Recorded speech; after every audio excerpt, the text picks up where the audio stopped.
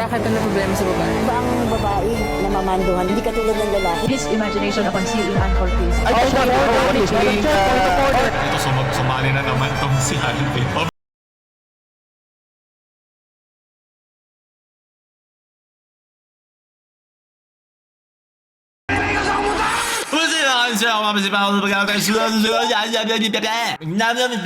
Galing kay user. Oh, Nisekoy reference. Hindi yan power bank. Eh, bago ka power bank, pero mababawasan ka ng kaibigan. Ingat ka, makakabulag yan, hayop ka. Sukot, mabinomba na kami dito, eh ganun ba? Lock in lang, Nay. Focus lang sa goal. Ito na yung binigay ko. Focus tayo sa kailangan natin. At dahil din dun sa parang mga gera na nangyari ngayon, nagtataasan yung oil price kasi baka maging parte siya na economy. Kaya lagi ko sinasabi na mag-invest din kayo. Hindi ko sinasabing gustuhin natin na magkaroon ng mga problema sa mundo, economic crisis. Pero kasi ito yung panahon na hindi mo alam ano mangyari next. At maganda mag-invest ka sa mga alam mo sa Pilipinas, sa ibang bansa, o anong pinanghahawakan mo na pinagkakatiwalaan mong magiging financially stable kayo na meantime. Pero syempre hindi ito yung time para doon. Pero syempre ang best na investment ay ang iyong anak. Sunod, leche. Sukot. And lastly, alam mo minsan nasa Shangri-La ako, nakita ko si Ann Curtis. Ang ganda-ganda pala niya. Yun know, may desire sa loob ko na... Sa korte tayo, di ba? Na-imagine ko na lang kung anong pwedeng mangyari. Pero siyempre, hanggang imagination lang yun. Pero hindi naman siguro ako pwedeng kasuhan dahil kung ano yung imagine ko eh. Thank you very much, Madam Chair. Sobrang random. No? Para akong kararating ko lang sa inuman ng mga barkada ko na kanina pa umiinom. Tapos ito yung usapan. Sa inuman ba ako nasa korte? Happy Women's Month! Wait, ang context kasi nito yung parang nirationalize niya yung mga dating sinabi ng Vice President. So, yun yung kanyang tinatry bigyan ng logic. Pero naalala ko nga dito yung thought crime. Na pag nag-isip ka na isang bagay, may kasalanan ka na. Thought crime, ito yung galing sa libro 1984. Kasi yung The Party, yun yung way nila para i-weed out yung mga against sa kanila. So, technically, yung gobyerno, tinatry nila kontrolin yung kanilang mga citizen. Para huwag ka na mag-isip. Nakakatakot mag-isip. Kami na lang mag-iisip para sa inyo. Sila nag-iiba ng history. Na-plug ko yan dati sa gawa tayo ng book review. Kung gusto nyo parang gawa tayo sa pang book review sa isa pang libro, comment yung libro na gusto nyo aralin natin o tingnan natin. Mas pag-usapan natin. Kasi gustong-gusto ko yun eh. Kasi yun yung way para mag-isip ka para sa sarili mo. At hindi lang yun, ikaw rin ay yung worst na critic. Ikaw nag-check ng sarili mo. At yun ang pinakamahirap na kalaban ng iyong sarili, di ba? So dito parang ganun yan eh. Kasi isa siyang parang social commentary on hindi mo pwedeng kontrolin yung iniisip ng mga citizens mo. At dito naman, syempre, biblically speaking, di ba? Nasa 10 Commandments yun, na bawal ka mag-isip lustfully sa isa pang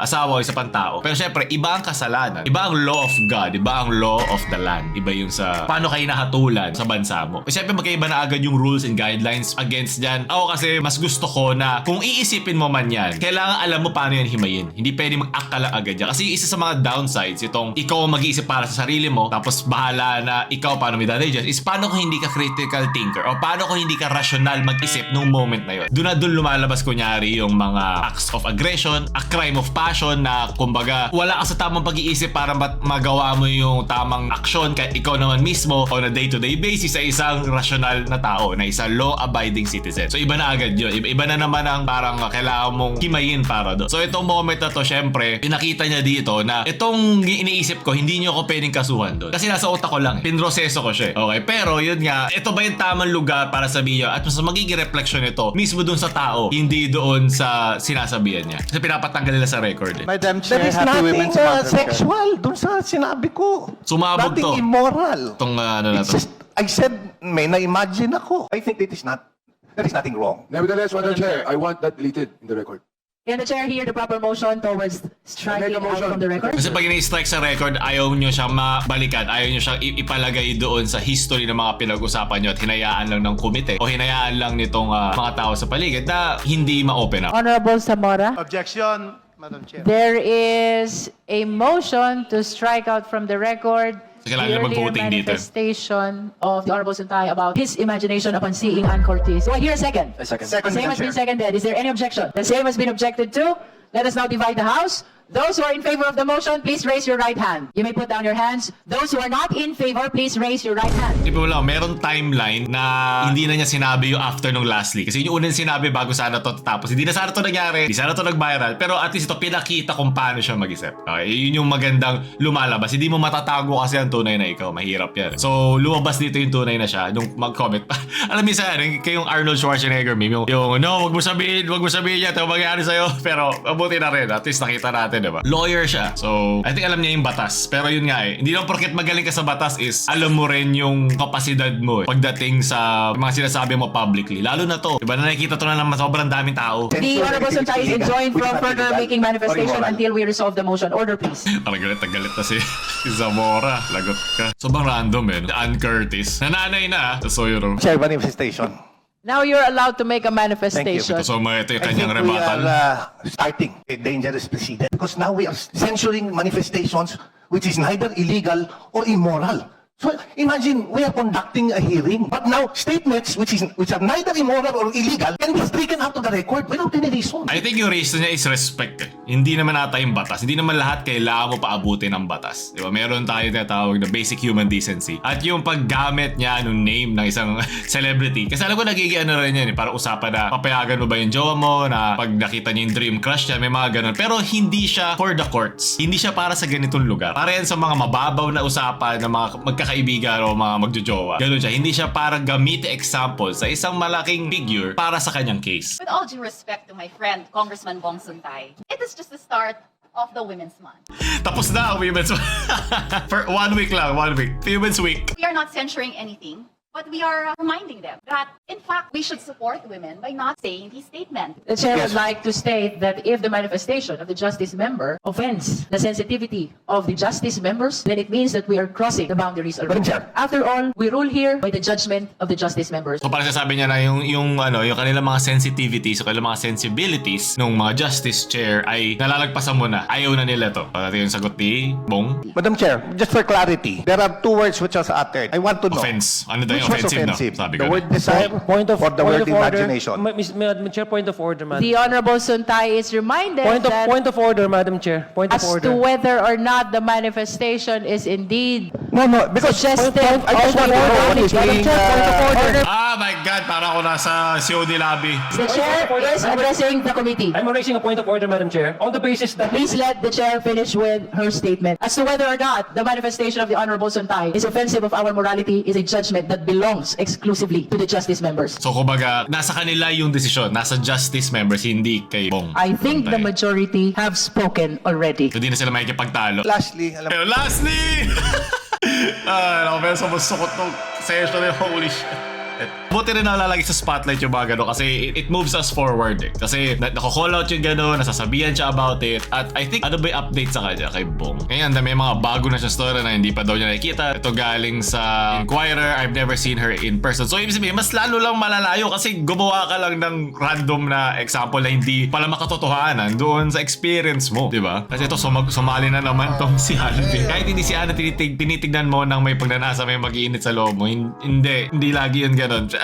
Kasi parang balik na naman tayo sa mga makalumang panahon na bakit kailangan mong kontrolin kung papaano sila manamit, pero ang mas importante is paano tayo i-educate ang ating sarili at baliktaran din. Okay, kasi syempre magkaiba rin ng gender, so meron sila iba mga biological na likely to feel. Sa lalaki primarily yung act of being attracted sila nauuna kasi parang parang evolutionary thing. Pero syempre tapos na tayo sa panahon ng caveman thinking, nasa makabagong panahon na tayo, marunong na dapat tayo i-digest ito. And as we grow up, natututo din tayo himayin yan para mas tumanda tayo, literal tatanda tayo. Okay, di na pwede yung nung high school ganun ka, hanggang mag-40 ka ganun ka pa rin, may problema ka na. You should grow up. Kasama naman yun sa growing. At dapat nagtutulungan tayo on both sides na lumaking maayos ang mga batang yan. Na mapalalaki man yan o babae. Pareho lang yun. So, ito mga gito, and Filipino women bodies to avoid sexual assault. So, makalumang pag-iisip at panahon nito, pwede tayo matuto. Kaya nga mas importante ang edukasyon on all levels at saka sa lahat ng antas ng lipunan. Kasi yung mga yan,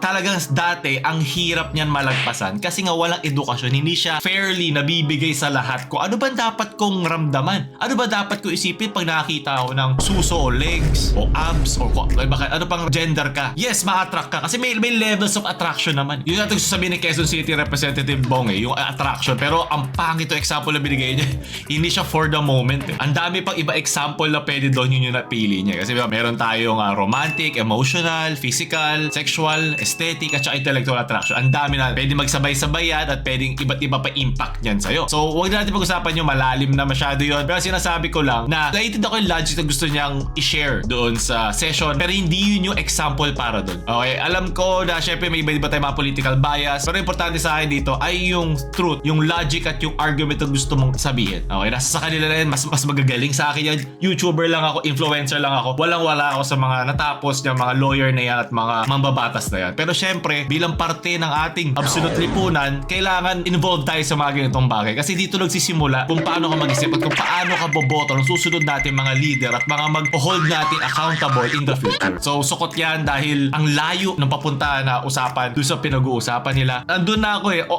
nakasakay na ako doon sa thought na parang hindi mo pwedeng kasuhan yung iniisip ko ngayon kasi hindi mo alam kung paano ko ito ipoproseso. Pero delikado din siya kasi paano kung baliw yung nag-iisip nitong proseso na ito. Pwede niyang hanapan ng parang pleasure, yung tinatawag nilang hedonistic calculus, na yung mismong magiging potential na kriminal o offender na ito ay kinakalculate na tama ko ba itong sabihin? Kasi ito yung pwede kong makulong ako na paano ko pag ginawa ko ito. So doon pala alam mo na mali ka pero gusto mong worth ba yung risk doon sa makukuha mong pleasure. Ganun siya. So, ito yung nakakatakot kasi meron kang goal. Hindi ka rational mag-isip kasi hindi ka sumusunod sa batas. Alam mo na meron kang batas na lalagpasan eh. So, yun yung delikado doon. Tulad ng mga kinakalkula nila yung risk na baka mahuli ako. Hindi ka na rational mag-isip kasi alam mong criminal ka na mag-isip pag ganyan. So, marami pa yan. Meron pang rationalization in thought na sina-self-justify mo bilang isang rational. Pero, criminal ka mag-isip. Rational ka na criminal. Yan yung pinaka nakakatakot na kombinasyon. Narinig ko rin yan sa Rick and Morty na mas nakakatakot maging parang matalino kaysa maging masama. Kasi pag matalino ka, win-away mo na yung morality involved dun sa gagawin mo action. At mas nakakatakot yun kasi sobrang gray areas na. Example lang, pag kunyari sabihin natin na isang tao ay magnanakaw ng tinapay sa isang simula pa lang na bakery dahil kailangan niya pakainin yung kanyang nagugutom na pamilya. Paano yun? Winay niya yung risk na pwede siyang mahuli sa kanyang pagnanakaw kasi meron siyang goal in mind na pakainin yung kanyang pamilya. Yes, alam ko may mga meron dyan magsasabi na pwede na ba siya maghanap ng trabaho eh.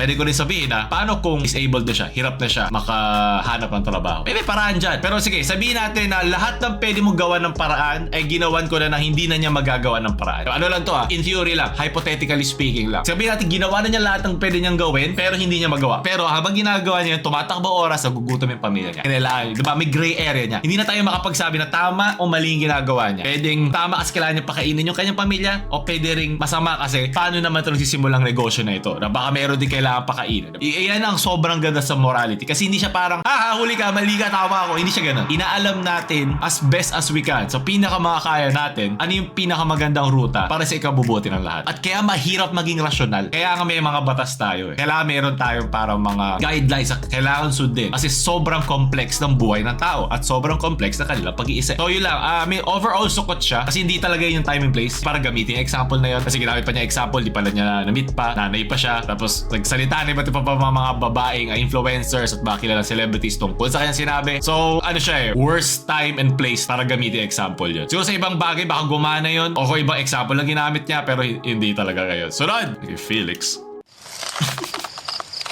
Alaga akong ito na siya na naman yung kanyang leeg na parang pagong. Ito rin yung yung cringe ko sa ngipin ko parang ayaw sige tawag. Okay, ako na. Okay. Sukot. Kasabi ko lang eh. Anong example to? Okay, ayoko na. Sunod, sukot, leche. Nadudumi nyo. Ano to? May PowerPoint. Wala naman ding na rin kung babae din ang uupo din. Ayaw mo ng babae? Ayaw ko babae. Bakit ano problema sa babae? Kasi iba ang babae na mamanduhan pa ng hindi katulad ng lalaki, di mo kailangan manduhan siya. Wait lang. Ang lalaki hindi na mamanduhan? Parang meron naman. Ito yung sasabi ko eh. Hindi mo pwede lahatin eh. I'm sure meron, pero yung likeliness eh. Ang ating laban. Yung probability na pinag-uusapan dito. Pero I'm sure meron din naman. Baka hindi lang palagi. Ikaw ba namamanduhan ka? Hindi. Ang galing. Ito yung maganda pag marunong kang kumilatis ng isang usapan. Kakasabi mo lang na ang mga babae ay namamanduhan. Pero ikaw, babae ka, diba? Namamanduhan ka ba? Sumagot siya hindi. Meron ka na agad magkalayong sagot doon sa sinabi mo. Pareho lang kami ng asawa ko, nagkakaintindihan. Ayun pala eh. Pwede naman pala eh. Saan nagaling mo naman sinabi? Eh, babae ka eh. Sabi mo na mamanduhan. Namamanduhan ka pero ibig sabihin, match kayo ng nagkakaintindihan. Hindi katulad ng babaeng uupo ng presidente katulad ng Ano ba talaga? Ang gulo noon, men. Hindi na to mental gymnastics. Mental wrestling na to. Kasi tinihalabanan niya yung sarili niya eh. Ayaw mo ng babaeng na tumatakbo sa politika, ganon? Oo, ayoko na. Pero mayor, Ang mayor naman dito, subok na namin sila. Since pa yung pero babae yung mayor. Oh, yung pala yung context nito. So si Okay. Amy Marcos pag tumakbo presidente, boboto mo? Depende sa mga uupong... Akala ko ba ayaw mo ng babaeng presidente? Ano naman eh. Parang ko nasa inuman, nakakatawa yung mga usapan yan. Kaya pa? Basta kahit sa sinong mga presidenteng babaeng tatakbo, ayoko. Gusto ko lang. So pag tumakbo si Amy, hindi mo Hindi iboboto? siguro. Hindi ko siya tuboto. Okay. So problema talaga. Ayoko kung babae ang umupong presidente. Ba't tinanong mo, paano kung gusto mo maging presidente? Baboto ka ba namin? Sasabog siya ba? Mag-i-implode yung kanyang logic na binubuo. Talaga lalaki ang umupo. Ako, boto yun. Ako ngayon.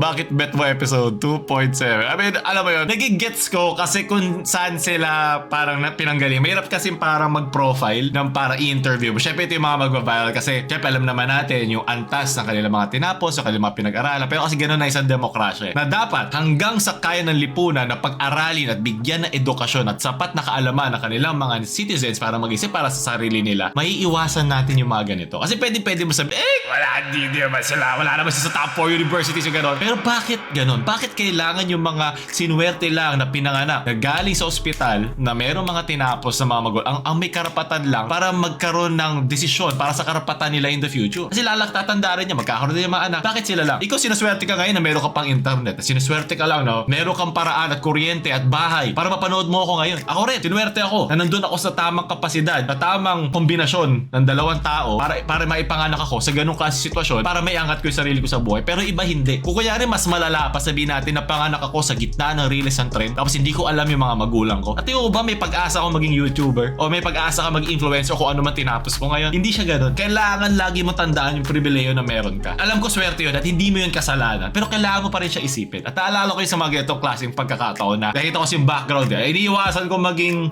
judgmental. Pero I mean, naiintindihan mo naman, hindi ito nasa parang higher classes ng ating society. Pero parte sila eh. Hindi mo sila pwede i-exclude. Kasama sila eh. Tao din sila eh. At ito ang isang demokrasya. Ngayon, ang goal ng isang functioning society at gobyerno ay bawasan natin yung mga ganito mag-isip sa pinakamababang mga antas. Yan ang silbi ng gobyerno. Kasi itong mga tao to, di naman nila mahanap to para sa sarili nila eh. Kailangan nila ng guide. Kailangan nila ng fatherly o motherly familial figure para tulungan sila umangat. Para tulungan sila magkaroon ng edukasyon. At yun ang magagawa ng gobyerno. Parte yun. Kasi lahat ng mga binibili na pangkain, may mga tax yan. Hindi lang naman mga sinasahuran na nagkakatax. Kada bili mo ng isang bagay, may tax yan. At yan ang binibigay natin sa ating gobyerno para tulungan tayo as a whole. Kaya nakakaasar, nakakalungkot pag mayroon ka mga binabayaran ng mga ganung bagay, mga tax, tapos wala kang nahihita. O kung may hihita ka man, walang-wala siya kumpara sa iba pang mga gobyerno sa ibang bansa na deserve natin. Kasi nagbabayad tayo ng buwis. So, naalala ko lang yun din. So, maganda ito mausapan kasi itong mga lukuhan, itong mga tawanan natin, nabibigyan natin ng laman. Na o nga, no? Kita mo tong mga mental gymnastics at mga cognitive dissonance na nagagawa. Nakikita mo to sa FB. Ang dami niyan sa comments, sa mga social media. Nakikita mo yung differences kung paano sila mag-isip ay hindi tumutugma sa kanilang overall na pananaw sa isang bagay. Parang meron sila mga bias hindi nila matanggal-tanggal. So at least maganda to na na-open up natin to. Pero sukot pa rin yun. Non-lethal self-defense tool.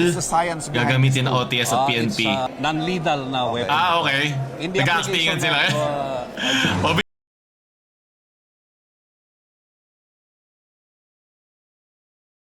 Martin, si Coco Martin ang pinakamalakas na non-lethal self-defense to. Yan, para pigilan ang iyong mga intrusive thoughts. Scenario na ito, sir, ano bang nangyayari ngayon? Paano pag malaking tao? Paano ba lagpas dyan? Kaya naman? Mga orders na. Well, sasabi kasi nila dito, ba't hindi na sila mag-taser? Pero kasi syempre, non-lethal. Baka heart attack pa doon. Ang isang pasero natin. Ito, babae naman. Ayan. I-restrain. Paano, hindi siya lumalaban. Paano pag lumaban? Sa wall naman na. Pag pwede malaking tao. Pag hindi ka ba pwede sekuhin yan? Ito, ilalabas ko, susikuin kita dito. So either we can... Ano pe, kasi maluwag eh. Ay, bababa lang ako eh. Di ba? Namingwit ng isda. social media users or mga nakapanood ng video na to, sa totoong buhay po ba magagamit ito? Opo, gamit na gamit ko talaga ito. Sarap. Sana all ganito. Israel Iron Dome Defense, Iran Drone Missile, US Satellite Guided Base, Philippines Sungke. Sulat yung kanilang effort, pero isukot natin yung application, itong demonstration. Boss Jojo, mali.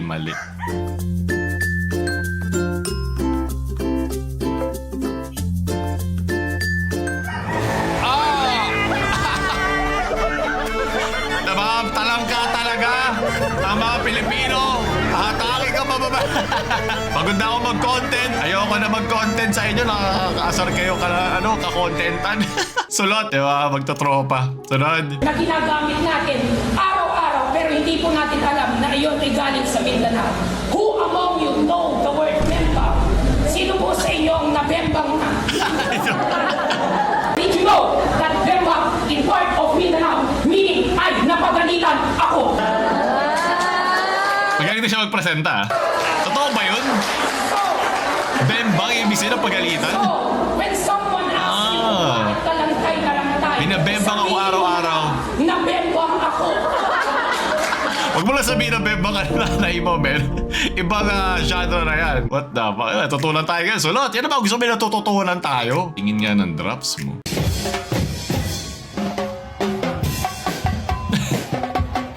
Sige na, iwan mo na i-archive mo na din. Leche, sukot. Yung kakauwi mo lang galing work, tas What? Baka magamit na example yan sa sa session, ha? Sana all. Yeah! Uy, relax. Ay, nako. Yeah, okay lang nasa isip, basta wala action, di ba? Yan ang kasi sabi. Thought crime. Can thought crime. Yung nasukot, valid crash out. Isaya. So, update yung parcel mga mamanser no. Nana yung parcel man pero hasta man yung bagalagwa. Sana man yun. Dili yung limay ko sa kumutan!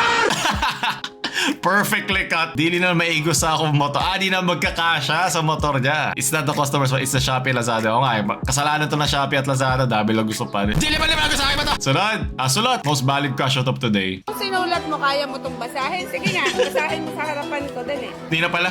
Salamat na lang. Ikaw masabi ka lang na may notes ka, basahin mo, dali. Baka meron siya ibang lengguwahe. Kaya basahin? Baka Morse code. Ha? Kaya mo basahin ito? Gumagawa lang siya ng bagong runes. Sukot. Ano ba? Bebemba.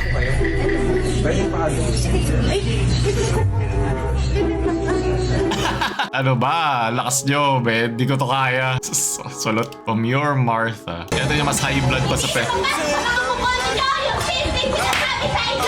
High Court.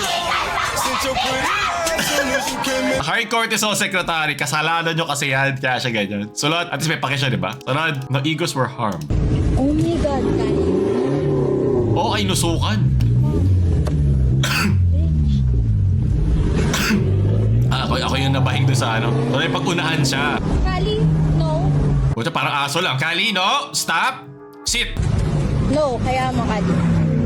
Kaya mo. Kali, kaya. Pero bastos din yung ginawa doon, ah. Kasi inusukan siya, eh. Bago, tara! Okay na! Anong tara? Anong gagawin na? Ano gagawin niya? Avengers? Pero yan, mapapasara ka ng, ng aircon eh pag nangyari sa'yo. Delikado yan. I mean, alam ko bastos yung ginawa na pusitan yung moment eh. Hindi ko alam yung buong video. Pero wag mo na i-risk kasi may kasama ka eh. Kung ikaw sarili mo, gusto mong mamatay, go. Pero siyempre may mga kasama ka. Isipin mo rin yung buhay lang, hindi lang yung sa'yo, di ba? Kali, relax. Sukot, Kali, wag. Wag mo na ituloy-tuloy, buti tumigil ka halfway pero natakot na ako para sa'yo. So doon natapos natin sukot ngayon. Kano nanalo kay Sulot o Sukot? Ako ulit si Paulol. Sino nanalo? Ngayong Women's Month. Di mo, babawasan pa tayo ng extra woman doon kay Kali, di ba? Delikado. Paulol na babalo.